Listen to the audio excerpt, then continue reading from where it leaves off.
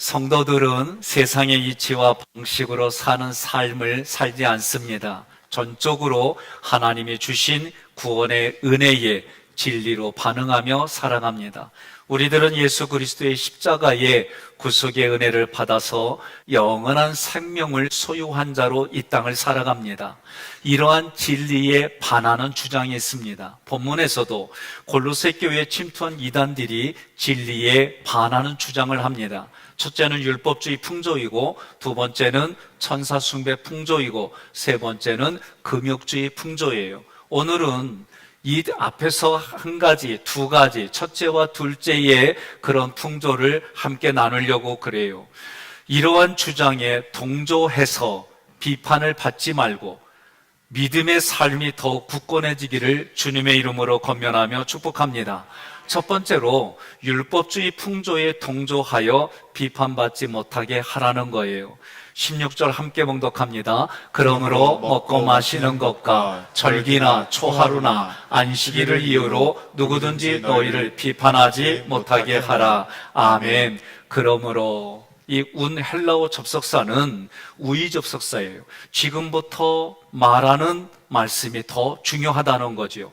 먹고 마시는 것, 레위기에도 우리가 먹어야 될 것, 먹지 말아야 될 율법이 기록되어져 있어요. 초대교회 성도들에게 있어서 시장에 나아가 고기를 삽니다. 그런데 그 고기 중에는 우상 숭배에 쓰였던, 제물에 쓰였던 고기가 섞여 있어요. 그 고기를 먹느냐 먹지 않느냐, 이 두 가지로 사람들이 나눠져 있었어요. 먹는 사람은 먹지 않는 사람을, 먹지 않는 사람은 먹는 사람을 비판하는 거예요. 사도 바울은 이러한 일에 대해서 로마서 14장 3절에 이렇게 말해요. 함께 봉독합니다. 가리지 않고 무엇이든지 먹는 사람은 그러지 못한 사람을 업신여기지 말고 가려서 먹는 사람은 아무 것이나 먹는 사람을 비판하지 마십시오. 하나님께서는 그 사람도 받아주셨기 때문입니다. 아멘. 제가 순대, 그 다음에 그런 거, 내장 막 잘라놓은 걸 잘 못 먹어요. 그런데 제 아내는 너무 잘 먹어. 그래서 신혼 초에 그거 가지고 서로 투닥투닥 했어요. 아니 그런 혐오식품을 이렇게 먹냐고, 아니 먹어보라고, 얼마나 맛있냐고, 이런 얘기들이 서로 주고받았어요. 지금은 잘 먹어. 뉴욕에 가서 첫 번째 식사를 저는 기대했어요. 팬케이크가 나올까, 아니면 뉴욕 스타일이 있을까? 저 뭐 먹었는 줄 아시오? 병천 순대 국밥 먹었어요. 아침에 첫 끼가 이거였어요. 아니 저기 충청도 병천 그 동네 가서 그거 먹으러 가면 뭐 그것까지 먹으러 가냐는데 뉴욕까지 가서 그거 사 먹었어요. 둘째 날 첫 끼는 뭔지 아시오? 나주 곰탕 국밥 먹었어요. 전혀 제 생각과 다르게 거기에 한인들이 많이 사니까 그곳에서 식사를 하게 됐어요. 제가 어렸을 때에 익숙한 고기가 아니에요. 저희 아버지에게 여쭤봤어요. 아빠, 이거 무슨 고기야? 개고기란다. 제가 그 다음부터 개고기를 안 먹었어요. 아니 내가 이렇게 키웠는데 이렇게 서로 쓰다듬고 있는데 어떻게 이걸 먹어? 그리고 군대 갈 때에 아는 분이 개고기 사줘서 맛있게 먹었어요. 여러분, 제가 지금 이 저의 경험들을 얘기를 할 때 먹는 거 가지고 이렇게 저렇게 얘기하지 않아요? 또 개를 키우는 분들은 개고기를 얘기를 하면 야만인이라고 얘기를 해. 미개인이라고 얘기를 하고, 본인이 야만인이고 미개인이요. 저는 이렇게 말하고 싶어요. 그런데 성경은 그렇게 말하지 말라는 거예요. 그렇게 지적도 하지 말라는 거예요. 오히려 사도 바울은 로마서 14장 3절에서 무엇이든지 먹을 수 있는 사람이 있고 그것을 먹어서는 안 된다고 생각하는 사람이 있는데 서로 비판하지 말라는 거예요. 바울은 우상의 재물을 먹을 수 있는 사람을 뭐라고 얘기를 했냐면 로마서 15장 1절에 믿음이 강한 사람들이다 라고 얘기를 했어요. 믿음이 약한 사람들을 보살펴주고 우리 자신을 기쁘게 해서는 안 된다 먹자라고 말해서 이 얘기는 뭐냐면 계명에 얽매이지 말고 그 계명에 얽매여서 먹지 않는 것과 약한 형제를 실족하지 않게 하려고 자기 자신은 재물을 먹지 않겠다는 거예요. 재물의 그 재물 우상에게 드려진 그 재물을 먹지 않겠다는 거예요. 고린도전서 8장 13절 함께 봉독합니다. 그러므로 음식이 내 형제를 죄짓게 한다면 나는 내 형제를 죄에 빠뜨리지 않기 위해서도 다시는 재물을 먹지 않겠습니다. 아멘. 그러니까 우리가 무엇을 먹느냐라고 할 때 그것을 쓰신 하나님의 의도를 찾아보지 아니하면 우리는 문자적으로 그것을 해석해서 서로 간에 불편한 관계가 형성된다는 거지요. 그렇다면 우리는 어떻게 음식을 대하며 절기들을 대하며 살아야 할까? 성경은 단호하게 말합니다. 서로 사랑으로 섬기라는 거예요. 갈라디아서 5장 13절 함께 봉독합니다. 형제 여러분, 하나님께서는 자유를 주시려고 여러분을 부르셨습니다. 그러므로 육체의 욕망을 채우려고 여러분의 자유를 남용하지 말고 사랑으로 서로 섬기십시오. 아멘. 제가 처음에는 신혼초에는 그것 때문에 좀 불편했어요. 근데 지금은 서로 배려하니까 잘 먹어요. 때로는 제가 좀 그렇다 그러면 아내가 저한테 맞춰줘요. 그러니까 우리가 이 일들을 가지고 서로 비판하고 정죄할 일이 아니라 서로 사랑으로 섬기다 보면 이럴 수도 있고 저럴 수도 있는 거예요. 아멘 안 해도 그래야 된다니까요. 예? 먹는 거 가지고 싸우고 그 먹는 것 때문에 서로 불편하고 그럴 게 아니라 서로 사랑으로 섬겨주라는 거예요. 마가복음 7장 15절에 예수님도 말씀합니다. 밖에서 사람에게 들어가는 것이 사람을 더럽히는 것이 아니라 사람에게서 나오는 것이 사람을 더럽힌다 말씀하셨어요. 우리가 먹고 먹지 말아야 될 음식은 그 당시에 교제권을 말하는 거지. 오늘날 여러분 혈관에 문제가 있는 분들, 고지혈, 그리고 당뇨, 고혈압 이런 혈관의 문제는 의사들이 세분한 거지 하나의 병이에요. 그러면 그분들은 먹는 거를 바꿔야 돼요. 혈관이 끈적끈적하게 가는 음식을 먹으면 안 되고 혈관이 물처럼 흘러가는 그런 음식을 먹어야 돼요. 음식을 바꿔주려는데 이거 쉬운 게 아니에요. 내 입맛에 원하고 좋아한 거 먹으면 육신은 점점 병들어가고 그걸 바꾸자니 입맛은 별로고 이게 오늘 우리들 모습이에요. 그런데 우리 삶도 마찬가지예요. 우리의 영혼이 살아가는 삶을 붙들려면 인생에 육신을 즐겁게 하고 우리의 오감을 기쁘게 하는 그런 일들을 제거해야만 여러분 살아갈 수 있는 거예요. 절기나 월삭이나 안식일은 이 구절은 유대인들이 전통적으로 지켜왔던 절기입니다. 유대인들이 이 절기를 지키는 근본 목적 정신은 뭐냐면 하나님이 나에게 베풀어 주신 은혜를 기억하고 그 하나님에게 우리는 감사의 마음을 가지고 하나님을 경외하며 예배드리는 게 목적이에요. 그런데 이런 목적은 사라지고 율법주의의 형식과 그리고 절기의 형태만을 취하는 일이 돼버렸어요. 예수님은 이미 안식일은 사람을 위하여 있는 것이요 사람이 안식일을 위하여 있는 것이 아니다라고 말씀하셨어요. 중요한 것은 문자 그대로 지키는 것이 아니라 그 안에 담겨진 의미와 목적을 찾아 살아가는 게 중요한 거예요. 이단의 교사와 거짓 선지자들은 우리들 사이를 서로 비판하게 합니다. 평가시킵니다. 그래서 분리시켜요. 그러나 하나님은 하나님과 우리의 관계가 죄 때문에 분리되어진 우리 사이를 예수님을 보내주셔서 죄의 문제를 해결하고 하나님과 연합되는 삶을 살아가게 해주고 하나님이 우리에게 주신 은사, 믿음을 통해서 우리의 삶을 의롭다라고 봐주시고 우리를 택해 주셔서 하나님과 연합하고 이웃과 하나가 되게 해주셨어요. 우리는 이러한 일들이 살리는 일, 살아있는 일, 살려내는 일이다라고 말하고 생명 살리는 일에 우리가 함께 살아가는 거지요. 누구든지 너희를 비판하지 못하게 하라고 했어요. 이 구절은 남이 비판하는 것을 막는 것이 아니라 남이 비판하는 그 내용에, 남이 누군가를 비판할 때에 그 비판에 동의하고 따르는 것을 하지 말라는 뜻이에요. 저도 옳고 그름이 계속 올라와요. 그게 안 올라오는 게 아니에요. 그러나 그 옳고 그름은 결국은 내가 옳고 당신이 틀렸다라고 주장하는 거예요. 요새 제 마음속에 자꾸 얘기하는 건 뭐냐? 그럴 수도 있고 이럴 수도 있지. 이거 제가 젊었을 때는 얼마 전까지만 해도 이거 용납이 안 됐던 사고예요. 근데 지금은 그럴 수도 있고 저럴 수도 있지. 자꾸 내가 나에게 얘기하는겨. 옆에 분한테 그래봐요. 그럴 수도 있고 저럴 수도 있지. 에?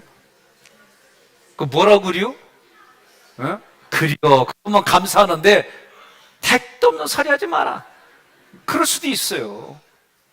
17절에 이것들은 장래일의 그림자이나 몸은 그리스도의 것이라 그랬어요. 바울은 비유로 표현한 거예요. 율법주의의 이단들이 그들이 하는 말 자체가 오류가 있다. 그 오류를 쉽게 말하는데 그 오류는 뭐냐? 그들이 붙잡고 있는 실체가 그림자이다. 그 그림자의 내용을 보니까 먹고 마시는 것과 절기와 월삭과 안식일이다. 바울은 그림자의 실체를 장래일과 그리스도로 표현했어요. 율법은 미래에 일어날 일들, 다가올 일들에 대한 그림자로서 실체가 올 때까지 존재할 뿐이라는 거예요. 그러면 그 실체가 누구냐라고 할 때에 그리스도 예수입니다. 바울은 그림자와 실체를 대조했습니다. 율법주의자들이 깨닫지 못하고 있는 구약 성경의 그 의미들을 설명해 주었어요. 구약의 의시법, 율법들은 그리스도를 그림자로 나타내는 것 뿐이에요. 이제는 그 실체를 만났어요. 예수를 만났어요. 그러면 그림자를 쫓지 말아야 되는데 여전히 그림자를 쫓는 게 유대인들의, 유대주의자들의 율법주의자들이었던 거예요. 생각해 보십시오. 여러분, 여러분의 배우자가 먼 데를 가서 정말 몇 년 만에 오게 되는 그런 상황이 된다면 오늘날 영상통화하고 그런 시대예요. 그래도 매 시간 영상통화할 수 없으니까 사진을 찍어가지고 그 산을 보는 거예요. 그 사진을 볼 때마다 그 추억들이 새록새록 올라오고 함께 했던 시간들이 아름답고 그 사진을 보며 그런 거예요. 그런데 실체인 배우자가 왔어요. 왔는데도 옆에 앉아 있는데도 사진만 보고 있으면 그 배우자가 싫어해. 그런데 구약의 사람들은 그러고 살아간다는 거예요. 오늘날도 이 복음이 증거되어져도 그 마음으로 받아들이는 게 쉽지 않더라. 그런 삶을 살아간다라고 성경은 말하는 거예요. 예수 믿는 우리들에게 율법주의자들이 율법으로 비판을 해도 우리는 여전히 구원받은 백성으로 하나님의 자녀답게 믿음에 굳게 서야 하는 줄 믿습니다.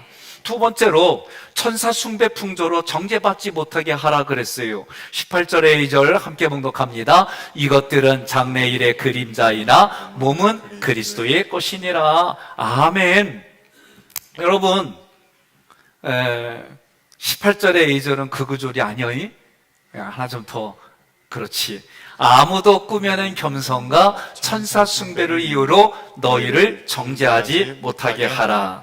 꾸며낸 겸손은 자기를 포장했다는 거예요. 의도적으로 겸손한 모습처럼 보여준다는 거지요. 그 모습이 뭐냐?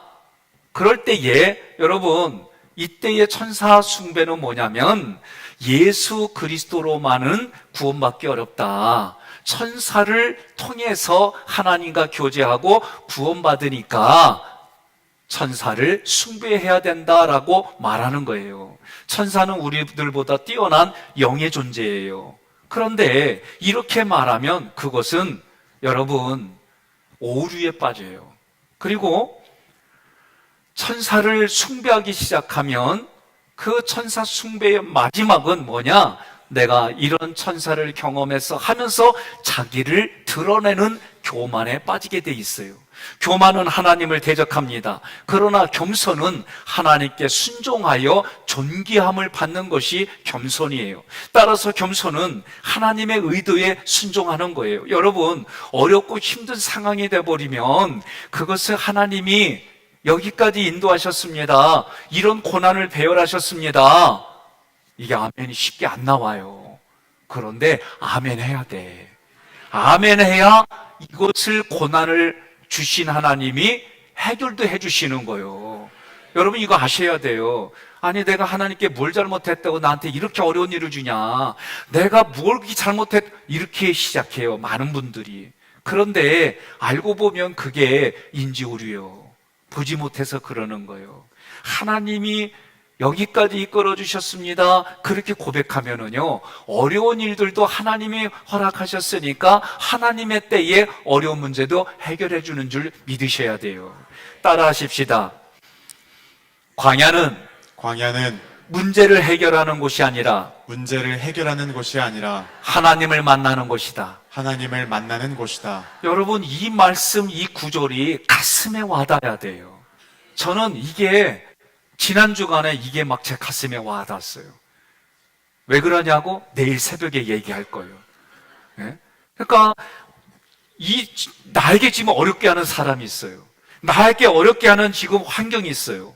그런데 이걸 통해 하나님을 만나면 여러분 성공하는 거예요. 인생이 형통한 길로 걸어가게 돼 있어요. 오히려 그것을 제거해 주세요, 바꿔주세요 이렇게 기도하면 여러분 광야가 끝나지 않아요.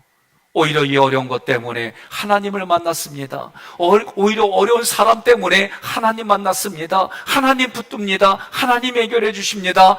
이 고백을 할 때에 여러분은 오히려 그 어려운 고난은 하나님이 나에게 주시는 은혜다라고 깨달아지는 거예요. 그 자리가 어떤 자리이든지 하나님의 사랑과 은혜에 감사를 드리고요. 그러면 그 감사 때문에 기도가, 예배가, 찬양이 달라지게 돼 있어요. 우리는 그러한 인생을 살아가는 영광의 자리인 줄 믿습니다. 18절의 배경은 다른 거 아니에요. 우리 인생보다도 더 뛰어난 것이 천사인데 그 천사를 통해서만 하나님과 교제할 수 있다라고 잘못 생각한 거예요. 이러한 생각이 더 나아가서 예수 그리스도만으로는 부족하다. 천사를 통해서 우리는 하나님과 교제하고 구원받고 응답받는다. 그래서 천주교에서 마리아 숭배가 그런 의미예요. 예수를 낳은 어머니니까 얼마나 위대하냐. 이 여인이 얼마나 위대하냐. 미국의 자유의 여신상보다 더 위대한 여인이다. 그러면서 그분하고 잘 교제해야 하나님과 교제할 수 있다 이렇게 말하는 거예요. 그 한마디로 뻥이요. 성경은 그렇게 말 안 해요. 그렇게 만들어낸 사람이 문제지.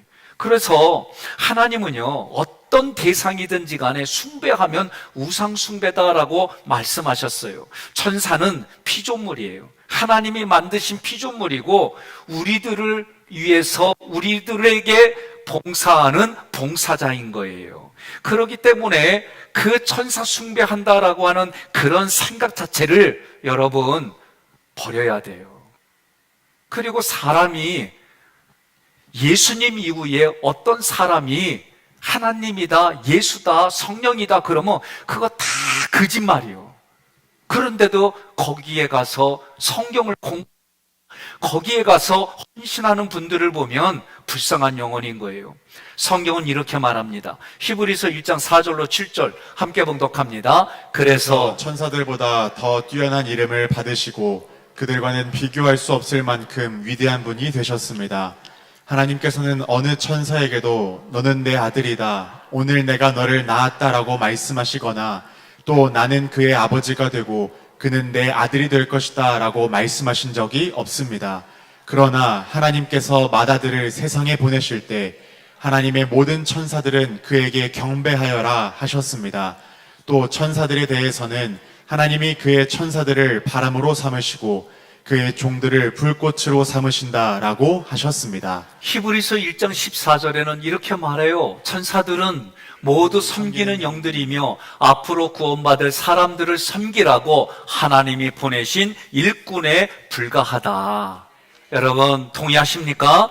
18절의 두 번째 구절, 그가 본 것에 의지하여 그 육신의 생각을 따라 헛되이 과장하고. 아멘. 이 얘기는 뭐냐면 내가 어떤 특별한 신비 체험을 했어요. 그러면 그 신비 체험한 것은 객관적으로 볼 때, 신앙의 관점에서 객관적으로 볼 때 그 사람은 그것을 체험해야만 하나님을 믿을 수 있는 존재인 거예요. 그런 신비 체험을 한 것은 나만 특별한 존재이기 때문에 자기 자신을 우월하게 생각하고 다른 사람들보다 자기가 우월하여 함부로 해요. 이거 하나님이 그러라고 신비 체험 시켜준 거 아니에요. 믿음이 강하고 믿음이 성숙하다는 얘기는 믿음이 연약한 사람들을 배려하고 그들을 품어주고 그들과 함께 하나님의 나라에 하나님의 뜻을 성취하는 인생으로 불러주신 거예요. 이걸 잊어버리면 안 돼요. 그래서 은사의 유익이 뭐냐? 교회에 유익을 주고 믿음이 연약한 자에게 유익을 준다라고 성경이 말하는 거예요. 자기가 본 환상에 자기가 베풀어준 그 은혜만을 고집하면 결국은 공동체가 무너지는 일을 하게 돼 있어요. 오늘 여러분 기억하시기를 바랍니다. 19절에 머리를 붙들지 아니하는지라, 그런 모습들이 머리를 붙들지 않는 모습이다라고 얘기하는 거예요. 붙들다 카라테오는 강력하게 붙드는 거예요. 그냥 붙드는 게 아니라 아주 강력하게 붙들어서 끊어지지 않을 정도로 강하게 붙드는 거예요. 분사형으로 돼 있어요. 무슨 얘기냐? 계속해서 지금도 강하게 붙들고 있지 않다. 이 이단들은 예수를 머리로 끝까지 붙들고 있지 않다는 거예요. 당시 골로새 교회 안에 있었던 천사 숭배자들은 자기가 체험한 천사만 중요해요. 자기가 경험한 천사만. 여러분 교회에서도 제가 가장 힘들어하고 불편하는 게 뭐냐? 자기 사람만, 자기 편만. 이거 교회는 그러면 안 돼요. 교회는 뭐가 돼요? 그래서 성경은 뭐라 그래?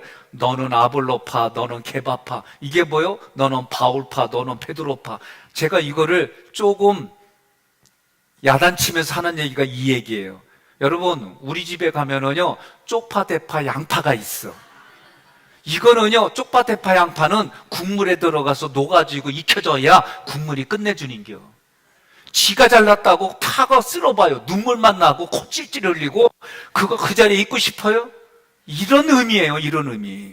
우리가 신앙생활한다고 하는 것은 하나님이 나에게 어떤 은혜를 주셨고 믿음을 주시고 다른 사람보다 더 공부하게 해주셨고 다른 사람보다 건강이면 그 믿음을 가지고 그 믿음이 연약한 사람, 나보다 공부를 덜한 사람, 나보다 건강이 약한 사람, 나보다 조금 가진 게 부족한 사람, 그런 사람들에게 그 모든 게 흘러가는 통로로 살아가라는 거예요.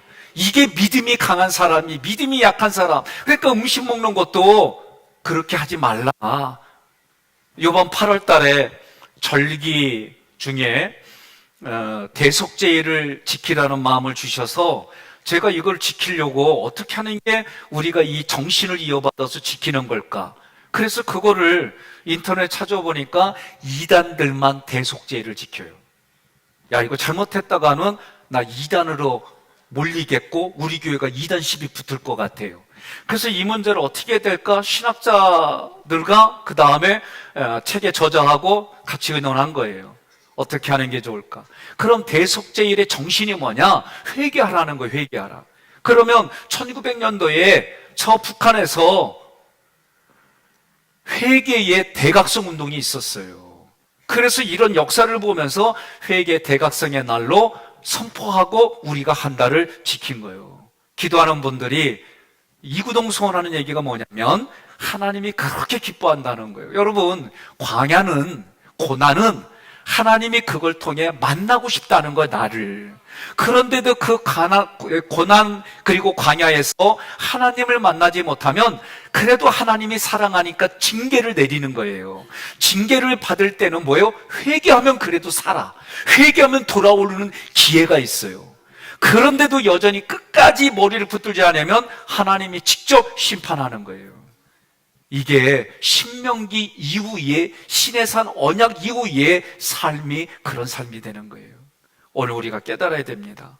제가 이번에 가서 피부로 느낀 게 뭐냐면 캐나다에 있는 북미, 그리고 미국의 중미, 그리고 밑에 남미 이쪽에서 사역하는 목회자하고 선교사분들이 오셨어요. 지회장들이.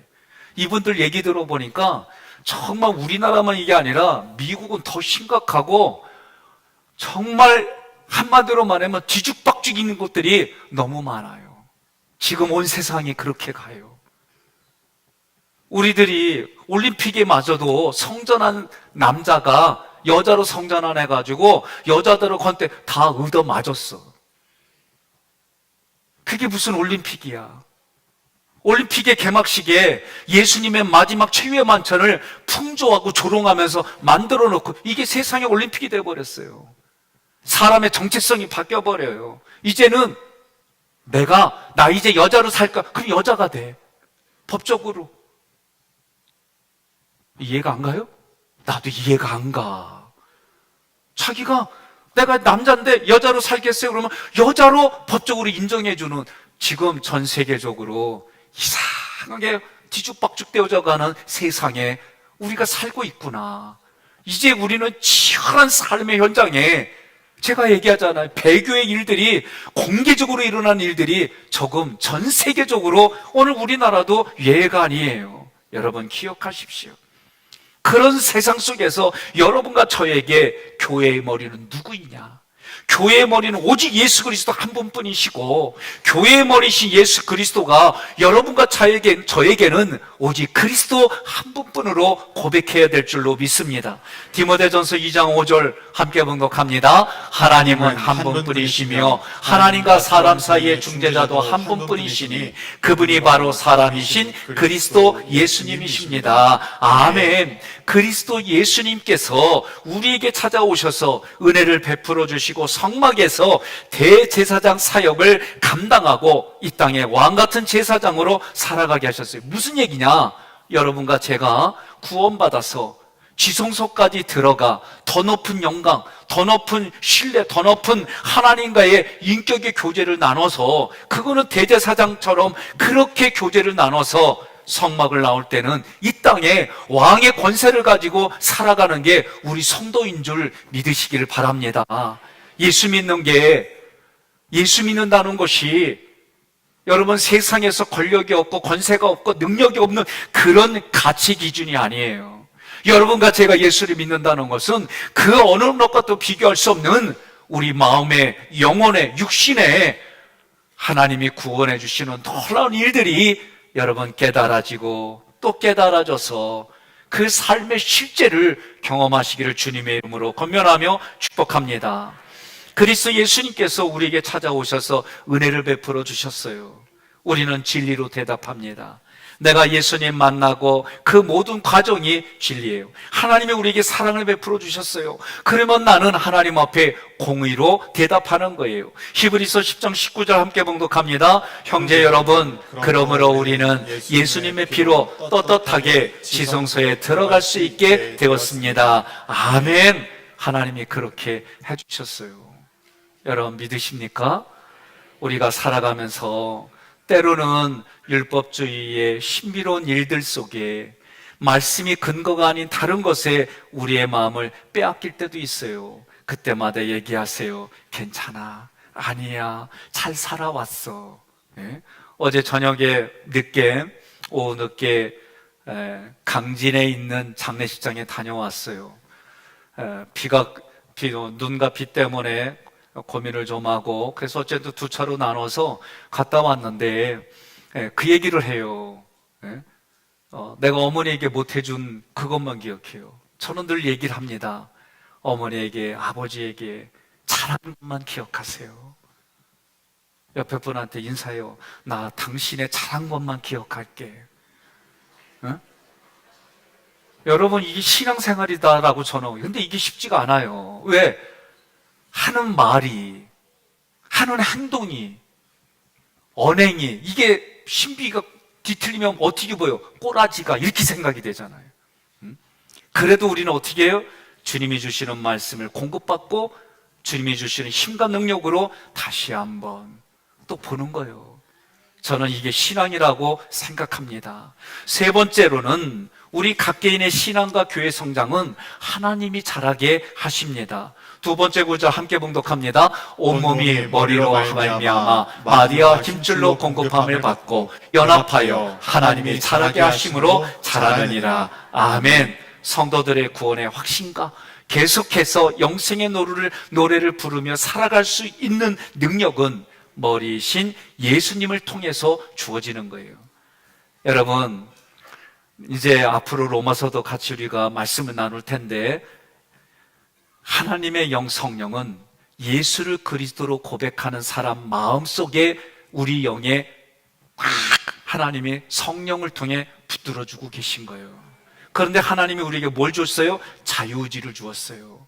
그래서 이 자유의지를 통해서 우리 마음의 생각과 감정을 하나님의 영을 바라보고 끌어가면 우리는 영을 따라 살아가는 사람이 되고, 우리의 마음의 생각과 감정에 지정의 이 인격을 가지고 육신이 좋아하는 것을 따라가면 세상의 가치를 따라가는 사람이 되는 거예요. 결국은 우리 내면은 어떤 것과 같냐면, 여러분들이 운전할 때 중립과 같아요. 중립. 이 중립에 여러분들이 하나님을 향하여 내 인격이, 내 지정의가 하나님을 향하여 열정을 내고 하나님을 향하여 내가 선언하고 선포하고 하나님을 향하여 여러분들이 애쓰는 이 모든 것들이 진리에 속한 사람이 되는 거예요. 그런 모습이 공의에 속한 사람이 되는 거예요. 이렇게 얘기를 하겠습니다. 여러분의 배우자 사랑하시죠? 예, 자신 있게 얘기하세요. 여러분들의 배우자 사랑하십니까? 그러면 아멘 하는 사람들은 율법을 완성하는 사람이에요. 여러분의 자녀들을 사랑하십니까? 그러면 그 사랑을 하는 그것이 율법을 완성하는 모습이 되는 거예요.